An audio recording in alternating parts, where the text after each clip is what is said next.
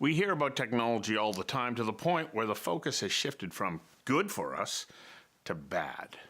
Tech, both loved and feared, we're asking ourselves, is it taking over our lives? It has reams of data on us. It knows our habits and predicts what we want to buy or do next.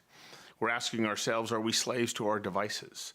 Search the topic, has technology ruined our lives? And you'll be bombarded with search page after search page, connecting you to articles, videos, and talks, all telling you that technology has indeed robbed us of the joy of life.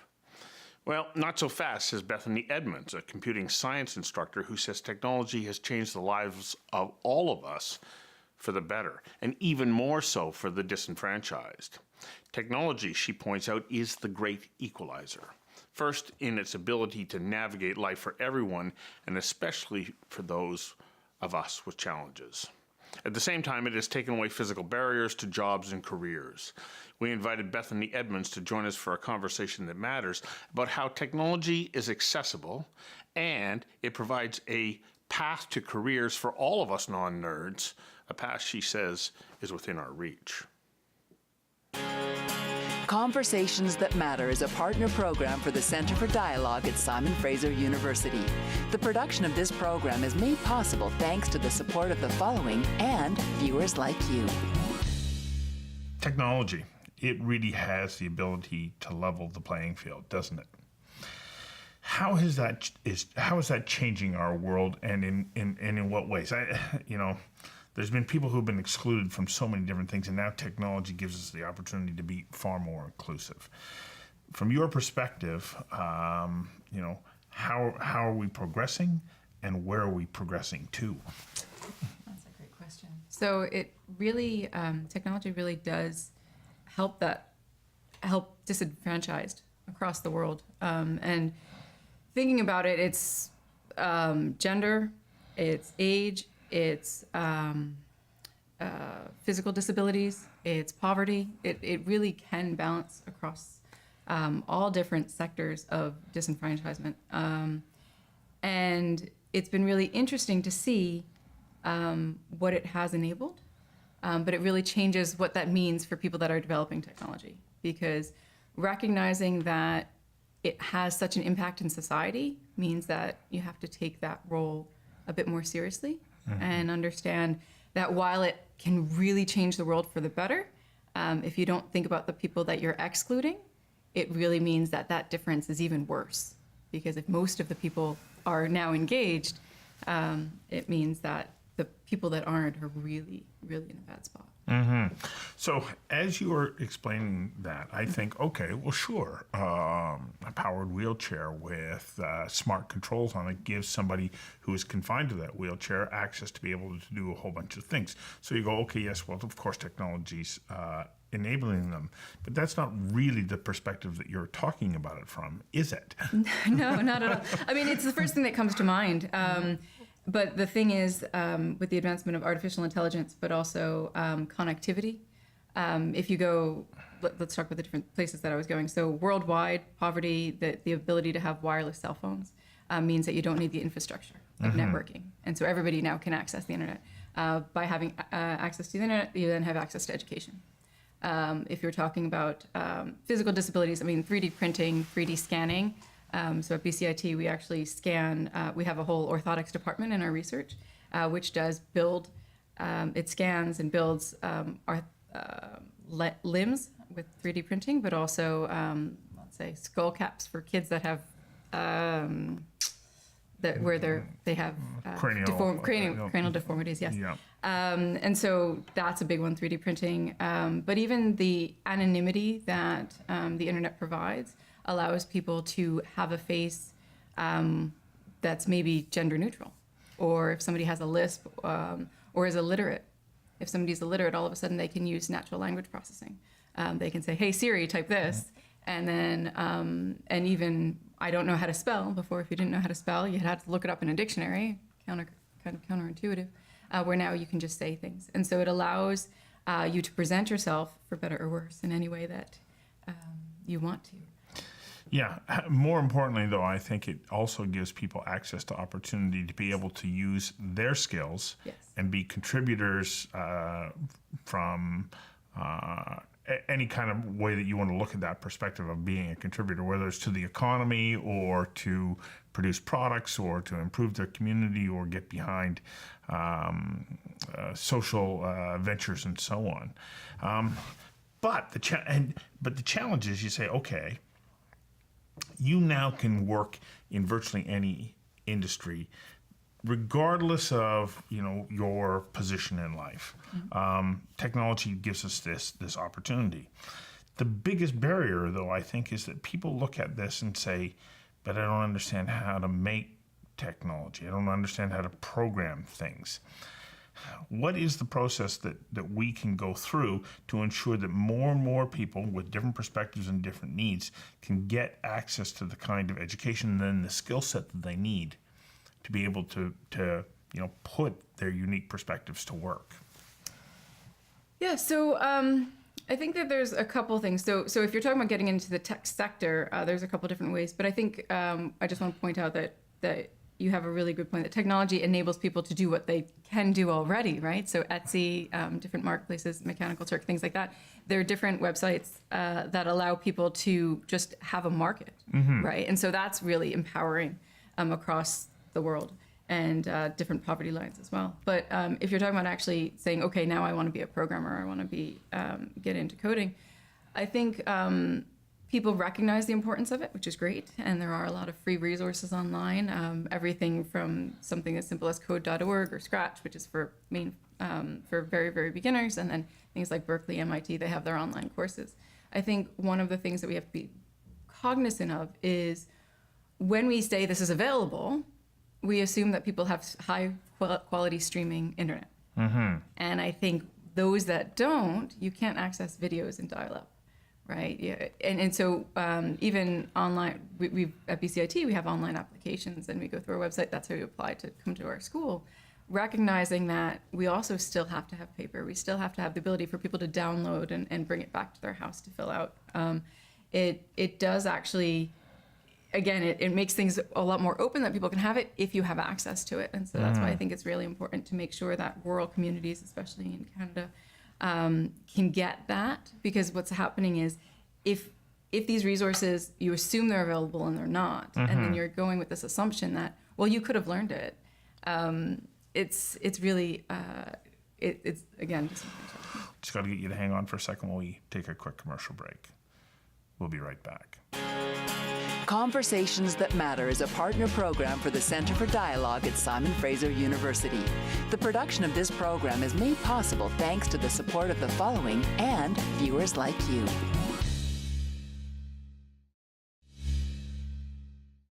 Well, I think that there's other barriers as well, besides just the pure, do I have access to be able to go to an online program, or I'm in a jurisdiction that has a school that's going to give me that kind of program. I think there are other barriers with regards to, well, I don't understand computers right now. I kind of know how to use them, and you're telling me that I can contribute. How do I get started, and where do I go? Do I have the skill set that's required? Is that available to me? And especially when you take a look at kind of the tech sector, they make it seem like it's some kind of magic. Right. And so for somebody who's outside of it, I look at it and go, beyond me. Yeah, I think the accessibility of the sector is really difficult. I think it's really a problem. And that's two-way. We're developing for people that don't necessarily need what we're offering, but also we're making it seem like it's, that it is very important, and maybe it's not, and not accessible. So I think they're trying. So libraries are offering a lot of this, a lot of introductory courses, trying to bring people in. We have the Hour of Code, which is training teachers. You have the what code? So Hour of Code is something that's done worldwide, which is it's an hour in December where people come together and learn how to program. And so we help train the teachers, and with BC particularly as well, they're putting it into the K-12 curriculum. And so we've been in those conversations trying to make sure that the teachers that are putting it in grade school understand what they're teaching, because that's really quite difficult trying to permeate that. I think that it's great that we're addressing the younger children, children that are coming up and recognizing it's a skill they'll need. I think we are forgetting that there's people that kind of came after they went to school, and what does that mean for the people that don't know technology and feel like they're going to be left out. And so the whole reskilling, how do we train people that are a bit afraid of technology or feel like they don't want to learn it? So what are you doing at BCIT once you get into the classroom? Because you're going to get some of those real enthusiasts who are quite well self-taught, and they may want to dominate that environment, and in doing so push those who maybe haven't had the sort of the prior learning themselves. What are you doing to try and make sure that environment remains accessible to everybody? Well, that's a great question. What we've actually done is we've changed the way that we teach a lot of our computing courses. So the traditional model for hundreds of years has been you lecture, and and then you go off and you do it on your own, and maybe you raise your hand, maybe you ask a question, and it actually it's not very inclusive, because the people that are asking questions are maybe many steps ahead, and then the people that are a bit tentative feel like, oh, everybody else knows this, and we've done the research, and it leads to people dropping out. It leads to people being very scared and feeling it's not the right field for them, which is quite unfortunate. So in a few of our computing programs, what we've switched to is flipped learning, which is there's online material where somebody can learn it at their own pace with tools and so we have closed captioning, and it allows them to pause, rewind, do translation if they need to. And so there's these online activities that can be done at whatever pace you feel necessary. And but the time with the instructor is actually much smaller. It's 3 hours where you're actually doing something.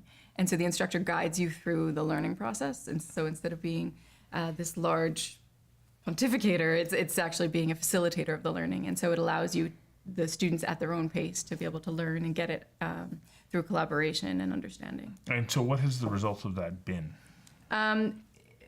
If you can imagine with the younger workforce, it's them taking more ownership of their education, which has been really fascinating. So the projects that they've been working on have been really unique, because so what we're trying to do, one of the things we've done is say, okay, we have these projects that you're working on, and here's a client, and what do you want to do it? How do you want to solve this problem? And so it's led to a more diverse idea of how you solve problems and where they go with that. And so it's been really interesting to see. Well, doesn't that kind of fit into the workspace if you're going to move into software programming, where there's a much more agile kind of environment, collaborative working space? Yes, and that's what we found. A lot of employers come back and they say, well, actually, the important thing for people to learn is, well, how do you work with other people? How do you collaborate? How do you actually listen to somebody who has a different view from you? And our programs, because they're cohort-based, which means that you go through the 2 years with the same 25 people, it means that you have to work with the same people that maybe you don't want to, which is like any other work environment, exactly. Almost. Exactly. Except for this one, of course. So it allows you to get that skill of, okay, I really don't like this person, but we have to figure it out, and I can't just dismiss this person. They must have some value that they're adding to the conversation. And so my hope is that by doing that, it allows for everybody to be a bit more inclusive, but also for everybody to see their own value, that they bring an interesting voice to a team. This is our second break. Okay. We'll be right back. Conversations That Matter is a partner program for the Center for Dialogue at Simon Fraser University. The production of this program is made possible thanks to the support of the following and viewers like you.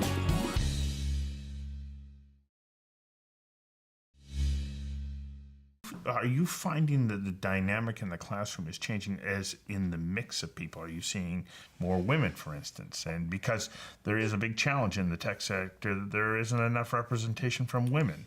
Is this new approach helping to attract and, more importantly, retain young women who say, yeah, this looks like it could be a good career? I hope so. It's still too early to tell? Yeah, so the retention has been higher. Because, as I said, what we're trying to do is women are less likely to raise their hand And so in those older environments, it was more likely that somebody would say, I don't know what's going on. I don't want to ask a question and then get further and further behind. So it has enabled that. So the retention's getting better. The applications are still not as good, and we're working on that. It's a tough nap. Well, okay, so women being one group, Yeah. what about people who, for other reasons, you say have become disenfranchised? Whether it's a physical challenge or potentially a mental one. And I ask that because I think about the fact that I know that SAP has a global program where they include 1% of their workforce as people who are on the autism spectrum.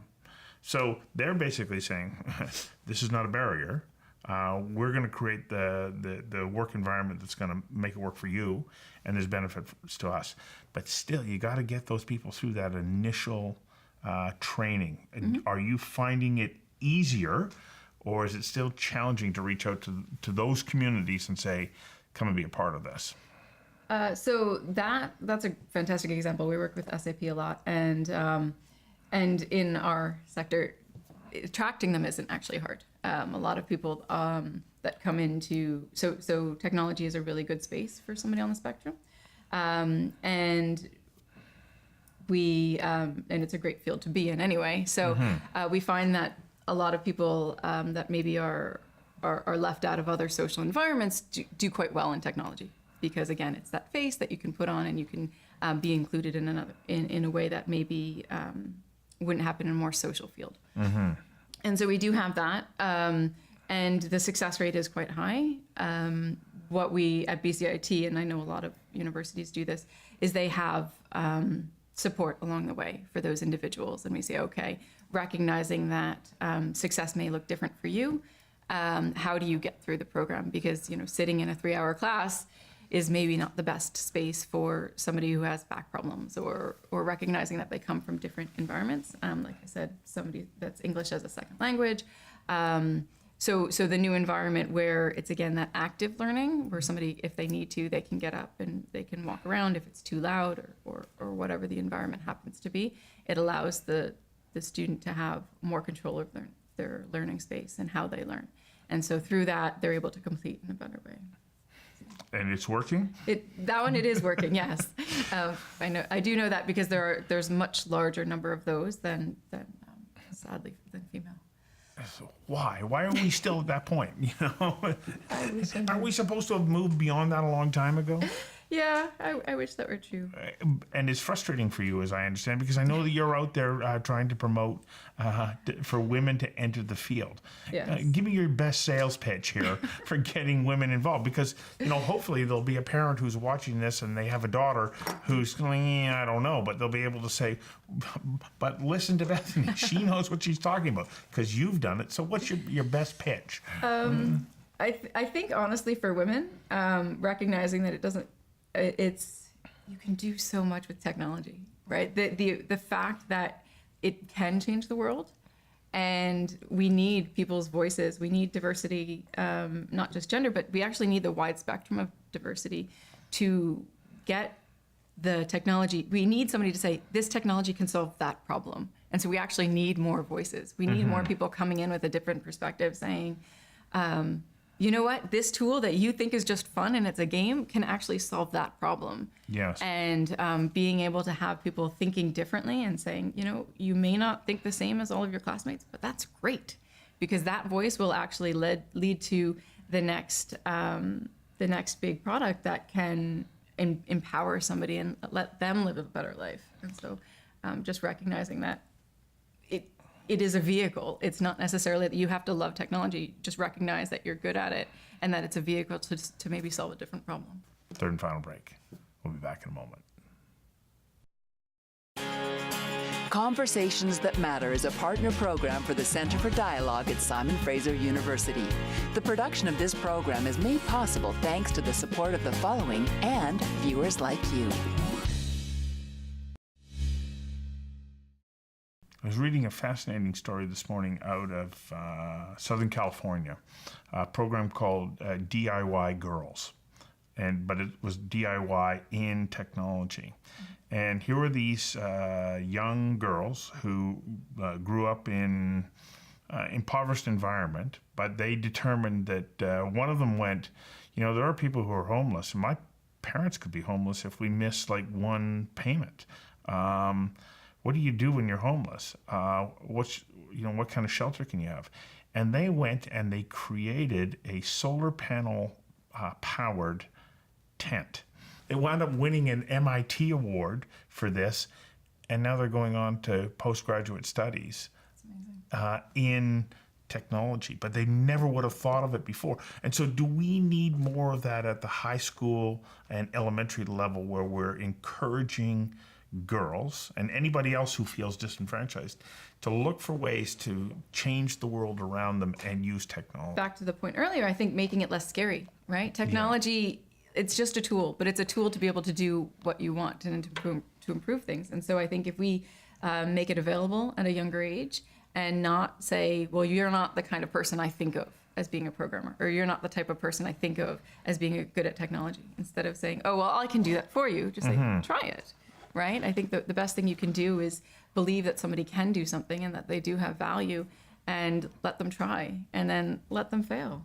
And then there's nothing wrong with failing, right? Well, that's another message that we have to get out, though. Yes. The only way that we get ahead is by continually trying. Yes. Yes. And unfortunately, programming is quite difficult. Obviously, but it's one of those things that it kind of beats down the soul a bit, where you fail and then you fix something, and then you go from 10 bugs to 50 bugs by fixing something, and then, right? So it is a long process, and so you have to build that confidence of just keep trying. If I'm somebody who's like a little uncertain, what are the prerequisites that I need to get into computing sciences programs, so that because once I get there, then you can help me get to the next level? What are the bare minimums? Code.org has some really great, and I think there's one that's called Programming Without a Computer. There are a lot of really great free resources that are just understanding the way of thinking, to understand that computers are really dumb, and you have to tell them every single thing that you need to get to the end point, right? Like, you have to be extremely explicit. And so understanding where, kind of being very dry and not human, and saying, okay, if you go, assume somebody knows absolutely nothing, and then what does that take? And so deconstructing a problem. And then the machine's really good at doing it over and over Yes. and over again, exactly the same way. Exactly. And in doing and in developing that logic and that perspective, and by giving people opportunities to go out and change their world, we give more and more people the opportunity to realize their potential. And as Aristotle said, failure of one person to realize their potential is a loss to all of us. And I congratulate you for going out there and promoting this and encouraging people who feel like they've been outside of the mainstream to get involved. Well, thank Thanks you for very coming in much. and doing this. Thank you Thanks. for having me.